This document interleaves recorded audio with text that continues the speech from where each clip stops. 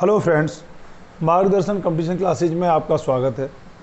आज हम आपको भगवान बुद्ध की श्रृंखला के अंतर्गत भगवान बुद्ध के अंतिम समय के बारे में, भगवान बुद्ध के द्वारा किए गए अंतिम भोजन के बारे में और अंतिम भोजन के बाद भगवान बुद्ध के महापरिनिर्वाण के बारे में आपको अवगत कराएंगे।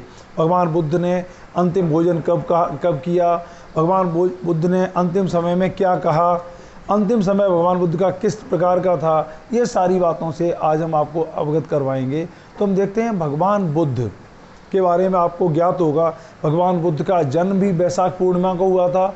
भगवान बुद्ध को ज्ञान प्राप्ति भी बैसाख पूर्णिमा के दिन हुई थी और भगवान बुद्ध का महापरिनिर्वाण अर्थात देह त्याग, मृत्यु भी बैसाख पूर्णिमा के ही दिन हुई थी। तो आप समझ सकते हैं बैसाख पूर्णिमा का भगवान बुद्ध के लिए और भगवान बुद्ध के अनुयायियों अर्थात बौद्ध धर्म के लिए कितना अधिक महत्वपूर्ण है। बैसाख पूर्णिमा को इसीलिए बुद्ध पूर्णिमा के नाम से जाना जाता है और बुद्ध पूर्णिमा को संपूर्ण न केवल भारत बल्कि संपूर्ण विश्व में जहाँ जहाँ बौद्ध अनुयायी, भगवान बुद्ध के अनुयायी हैं, उन सब में इस बुद्ध पूर्णिमा को विशाल आयोजन के माध्यम से बुद्ध को स्मरण किया जाता है, बुद्ध की शिक्षाओं का बखान किया जाता है, बुद्ध के उपदेशों के बारे में बताया जाता है और भगवान बुद्ध के महापरिनिर्वाण को भी एक उत्सव के रूप में मनाया जाता है। हम देखते हैं श्रीलंका में इसे बैसाख के नाम से जाना जाता है, क्योंकि बैसाख पूर्णिमा को इनका जन्म हुआ था तो और बैसाख पूर्णिमा को इनका महापरिनिर्वाण हुआ था। तो हम देखते हैं कि भगवान बुद्ध 29 वर्ष की अवस्था में गृह त्याग देते हैं। 6 वर्ष की निरंतर तपस्या के बाद उन्हें 35 वर्ष की अवस्था में आयु में उन्हें ज्ञान प्राप्त होता है और 35 वर्ष से लेके अनवरत 45 वर्षों तक वो घूम घूम कर चारों ओर उपदेश निरंतर देते रहते हैं। मानव मात्र के कल्याण के लिए, मानव मात्र की भलाई के लिए, उसके दुखों के निवारण के लिए वो 45 वर्ष तक लगातार अपने उपदेश देते रहते हैं। अब उनकी 80 वर्ष की आयु होती है और 80 वर्ष की आयु होते होते उनका शरीर काफ़ी स्वाभाविक है कि शरीर भी थक जाता है, जरा कष्ट सबको होता है। तो हम देखते हैं वृद्धावस्था बुद्ध को भी व्याप्ति है और बुद्ध अंतिम समय में अपने प्रिय शिष्य आनंद से कहते हैं कि अब मेरा शरीर उस छकड़े की भांति हो गया है, उस बैलगाड़ी की भांति हो गया है जो चारों ओर से जर्जर हो चुका हो, टूट चुका हो और जिसे ठोंक पीट के जिससे काम चलाया जा रहा हो। तो भगवान बुद्ध इस तरह से अपने प्रिय शिष्य आनंद से कहते हैं। और उसी समय ये क्या होता है, ये वैशाली में होते हैं।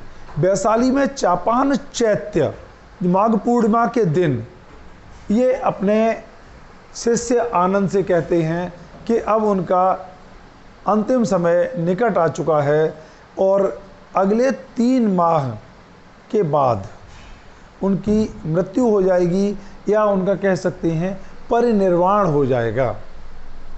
तो माघ पूर्णिमा को ये बात कहते हैं वो, और उसके बाद फाल्गुन चैत्र बैसाख की पूर्णिमा को उनकी मृत्यु हो जाती है, उनका महापरिनिर्वाण हो जाता है। तो बुद्ध भगवान अपनी मृत्यु को परिनिर्वाण के नाम से संबोधित करते हैं और उनके अनुयायियों ने उसे ही सम्मानजनक तरीके से महापरिनिर्वाण के नाम से संबोधित किया है, उल्लिखित किया है। तो हम देखते हैं फिर वैशाली से भगवान बुद्ध प्रस्थान करते हैं और प्रस्थान करने के बाद वो पाबा की ओर, जो मल्लों की राजधानी थी, उस ओर आगे बढ़ जाते हैं और पाबा के निकट जाकर हम देखते हैं कि ये चुंद नामक एक लोहार होता है जो इनका अनुयायी होता है, इनका कह सकते हैं शिष्य होता है। तो चुंद नामक लोहार ने इन्हें अपने घर भोजन पर आमंत्रित किया है और भोजन पर जब ये आमंत्रित होते हैं, भोजन पर ये जाते हैं, तो वहीं पर इनका भोजन करने के बाद इन्हें अतिसार नामक रोग से ग्रसित हो जाते हैं और इन्हें मरणांतक पीड़ा अर्थात मृत्यु जैसी पीड़ा होती है। और इनका जो भोजन था, इनके भोजन को लेकर तमाम तरह के विवाद उत्पन्न हो गए हैं।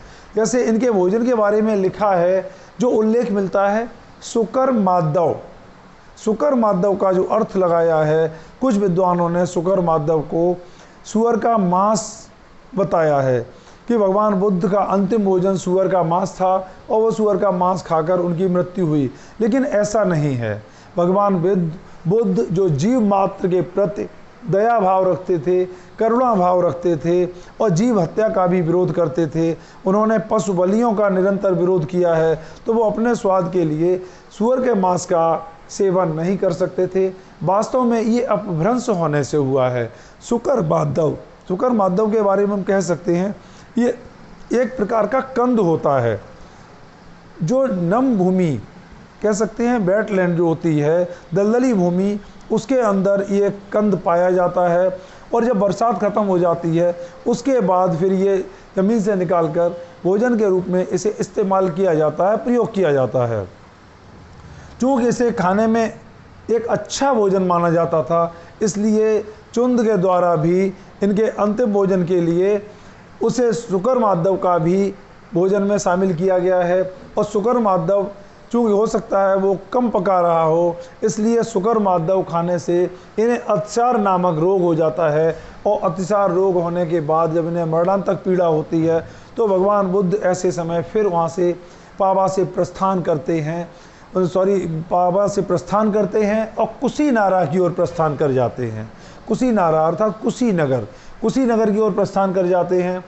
कुशीनगर की ओर जब प्रस्थान करते हैं तो रास्ते में ही मार्ग में इनकी तबीयत और ख़राब होती है और मुकुट बंधन, सही मायने में इनका जो महापरिनिर्वाण होता है, महापरिनिर्वाण कुशीनारा के निकट में इनका होता है। इनकी मृत्यु हो जाती है। और इनकी मृत्यु होने के बाद जो इनके अनुयायी होते हैं उस क्षेत्र में मल्ल लोग जो होते हैं वो काफ़ी इसे उत्सव के रूप में मनाते हैं। और भगवान बुद्ध ने अपनी मृत्यु से पहले आनंद से कहा था, अगर मेरी मृत्यु भी होती है तो इस मृत्यु के लिए मेरे इस भक्त चुंद को उत्तरदायी मत मानना, इस बात के लिए उसे दोषी मत मानना। मेरे लिए ये शुकर माधव जो भोजन है वो भी उसी प्रकार महत्वपूर्ण है जिस प्रकार से सुजाता के द्वारा खिलाई गई खीर। सुजाता की खीर खाने के बाद बुद्ध ने समाधि ली है और समाधि के बाद उन्होंने ज्ञान प्राप्त किया है। ज्ञान प्राप्ति के बाद उन्होंने उपदेश दिए हैं। इसी तरह से हम कह सकते हैं माने भगवान बुद्ध के बुद्ध बनने की यात्रा के पहले क्रम में पहला भोजन उनका सुजाता की खीर होता है और अंतिम भोजन चुंद के द्वारा कराया गया शुकर माधव होता है। तो शुकर माधव को भी भगवान बुद्ध ने अपने लिए सुजाता की खीर की भांति ही महत्वपूर्ण माना है। तो हम देखते हैं इस तरह से भगवान बुद्ध का निर्वाण हो जाता है। भगवान बुद्ध का जब निर्वाण होता है, देखिए निर्वाण परिनिर्वाण होता है। निर्वाण को के सही मायने में जो कहा गया है बुझना, निर्वाण का पाली भाषा में जो शाब्दिक अर्थ है वो बुझना, दीपक का बुझ जाना अर्थात तृष्णा का क्षीण हो जाना। और धम्म पद में निब्बाणम परम सुखम, निर्वाण को परम सुख कहा गया है। निर्वाण को भगवान बुद्ध ने अंतिम सत्य बताया है। तो हम देखते हैं निर्वाण की महत्ता कितनी अधिक है। तो भगवान बुद्ध का जब महापरिनिर्वाण हो जाता है तो उनके अनुयायियों द्वारा जब उनके सबको ले जाया जाता है तो एक उत्सव के रूप में ढोल नगाड़ों के साथ में ले जाया जाता है, नाचते गाते हुए ले जाया जाता है। हम देखते हैं ये भारत की परंपरा है। अगर कोई भी बुजुर्ग व्यक्ति, सम्मानित व्यक्ति अगर सकुशल उसकी मृत्यु होती है तो उसकी अंतिम यात्रा को भी जिस तरह से जन्मोत्सव मनाया जाता है उसी तरह से उसकी अंतिम विदाई को भी मनाने का हमारी परंपरा में भी ये प्रावधान रहा है जो आज भी प्रचलित दृष्टिगत होता है। तो हम देखते हैं भगवान बुद्ध का फिर अंतिम यात्रा इस तरह से की जाती है और उन्होंने जहाँ महापरिनिर्वाण लिया है उस स्थान को परिनिर्वाण स्तूप स्थापित किया जाता है और उस विहार को भी परिनिर्वाण विहार के नाम से जाना जाता है।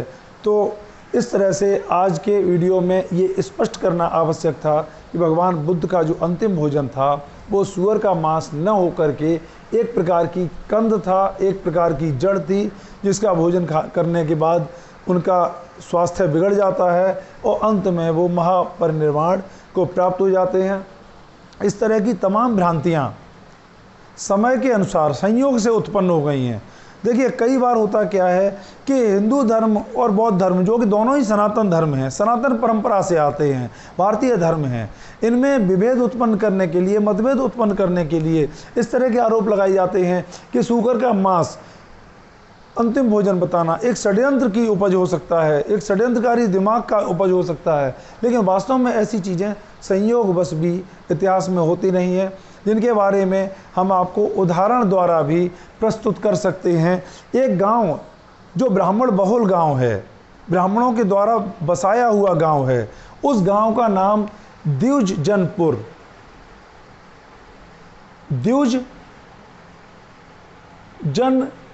रखा जाता है और दीर्घ काल में अपभ्रंश होकर उसका नाम द्विजजनपुर हो जाता है। द्विजजनपुर अर्थात द्विज लोगों का गांव और दुर्जनपुर अर्थात दुर्जन लोगों का गांव, दुष्ट लोगों का गांव, बुरे लोगों का गांव। आज भी सरकारी अभिलेखों में ऐसा गांव दुर्जनपुर के नाम से अंकित हो गया है, जिसके लिए इसे फिर से द्विजजनपुर करने की जद्दोजहद जारी है। तो हम देखते हैं कि ऐसा षड्यंत्रवश नहीं, कई बार संयोगवश भी इतिहास में होता रहा है। इसके लिए किसी वर्ग विशेष को, किसी जाति विशेष को आरोपित करना उचित नहीं होता है। वास्तव में ये दोनों सनातन परंपराएं हैं, हिंदू धर्म हो या बौद्ध धर्म हो, एक ही सनातन परंपरा के अंग हैं। इसलिए ऐसी बातें जो होती हैं वो संयोगवश भी होती नहीं हैं। इसका यही निदान है कि ऐसे सही मायने में जो अंतिम भोजन को लेकर तमाम तरह के अनर्गल बातें उत्पन्न हो गई हैं, उन्हें इस तरह से दूर किया जाए। हमारे इस मार्गदर्शन कंपटीशन क्लासेस चैनल को आप लोग सब्सक्राइब करें, मेरे वीडियोज़ को लाइक और शेयर करें। आने वाले समय में भी हम भगवान बुद्ध के बारे में विभिन्न जानकारियों को आप तक पहुंचाते रहेंगे। तब तक के लिए धन्यवाद।